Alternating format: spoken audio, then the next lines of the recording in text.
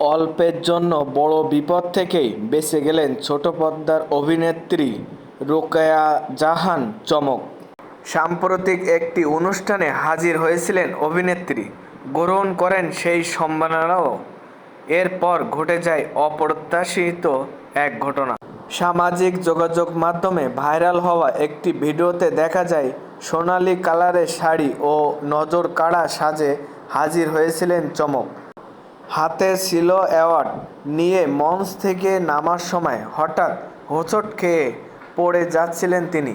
ঠিক সেই মুহূর্তেই পাশের একজন এগিয়ে এসে তাকে সামাল দেয়, ফলে মেঝেতে পড়ে যাওয়ার হাত থেকে রক্ষা পান এই অভিনেত্রী। ঘটনার পর চমককে কিছুটা ভীত অবস্থায় দেখা গেলেও দ্রুত নিজেকে সামাল দিয়ে নেন তিনি। ভিডিওতে স্পষ্ট হয় তার শাড়ির আঁচলের ওপর একজন দাঁড়িয়েছিলেন, যা তিনি খেয়াল করে উঠতে পারেন নাই, তাই এই দুর্ঘটনা। ভিডিওটি ছড়িয়ে পড়তেই নেটিজেনরা নানা প্রতিক্রিয়া জানান।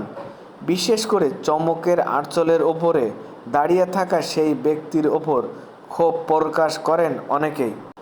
অভিনেত্রী রোকেয়া জাহান চমক ভক্তদের কাছে অন্যতম সুন্দরী অভিনেত্রীদের মধ্যে একজন।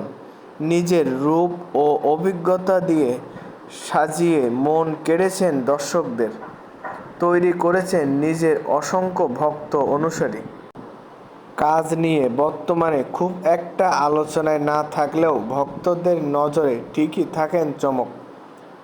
প্রায় সামাজিক যোগাযোগ মাধ্যমে নিজেকে তুলে ধরেন, সেই থেকেই ভক্তরা তাকে পেতে চান।